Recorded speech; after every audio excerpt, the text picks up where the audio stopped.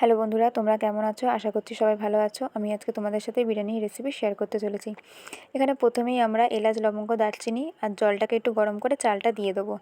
আর এখানে প্রেশার কুকারে আমি আলু কেটে নিয়েছি, আলুটাকে কামধেনু রং দিয়ে সেদ্ধ করতে বসিয়ে দিয়েছি। প্রেশার কুকারে 2টো সিটি দেবো। আর এখানে আমি তেলের মধ্যে পেঁয়াজটাকে ব্রেস্তা করে নেবো, একটু লাল লাল করে ভেজে নামিয়ে নেবো। আর এখানে মাংস আমি এর মধ্যে আদা, রসুন, লঙ্কা বাটা আর তোমার বিরিয়ানি মশলা দিয়ে আমি মাংসগুলোকে একটু ভেজে নেব। এতে আরও মাংসের টেস্টটা বাড়ে, খেতেও খুব সুন্দর লাগে। এটাকে আমরা এক এক করে দিয়ে মাংসটাকে আমরা ভেজে নেব। প্রথম ধাপ ভেজে নিয়ে আমরা তুলে নিয়েছি, পরে আবারও এরকম ভেজে নিয়ে সব মাংসগুলোকে আমরা তুলে নেব।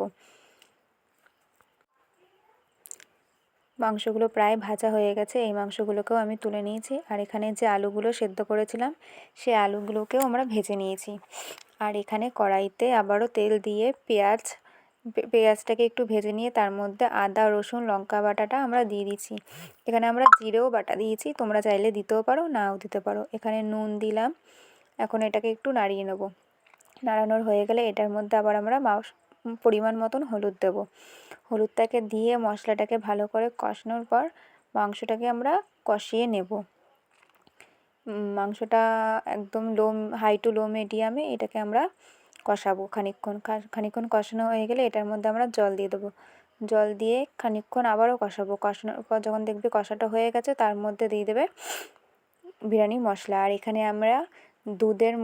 আমরা গরম জলের মধ্যে দুধ আর কামধেনু রং আর গোলাপ জল 2 চামচ আর কেওড়া জল 2 চামচ আমরা দিয়েছি। চলো এবার বিরিয়ানি রেডি করা যাক। এখানে প্রথমেই আমরা কামধেনুর জলটা দিয়ে দেবো। কামধেনুর জলটা দেওয়া হয়ে গেলেই এর উপরে আমরা বিরিয়ানি মশলা ছড়িয়ে দেবো। এর উপরে আমরা ভাতটাকে দিয়ে দেবো। ভাতটা দেওয়া হয়ে গেলে এর উপরে আমরা দেবো পেঁয়াজের ব্রেস্তা। যে ব্রেস্তাটা আগে আমরা করে রেখেছিলাম। পেঁয়াজের ব্রেস্তা দেওয়া হয়ে গেলে এর উপরে আবারও আমরা বিরিয়ানি মশলাটা ছড়িয়ে দেবো। বিরিয়ানি মশলা দেওয়া হয়ে গেলে এখানে আমরা তারপর দেবো কামধেনু জল। অল্প পরিমাণে কামধেনুর জল দেওয়া হয়ে গেলে তার উপরে আমরা মাংস আর আলু দিয়ে দেবো।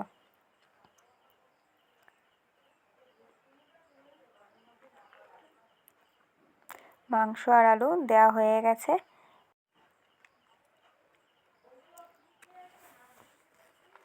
এর উপরে আবারও আমরা বিরিয়ানি মশলা ছড়িয়ে দিয়েছি।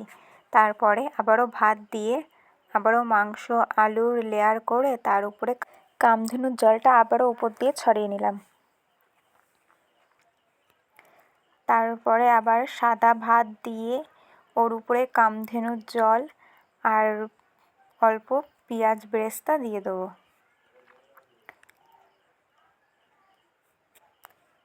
আর তারপরে বিরিয়ানি মশলা ছড়িয়ে উপর দিয়ে একটু ঘি দিয়ে নেব।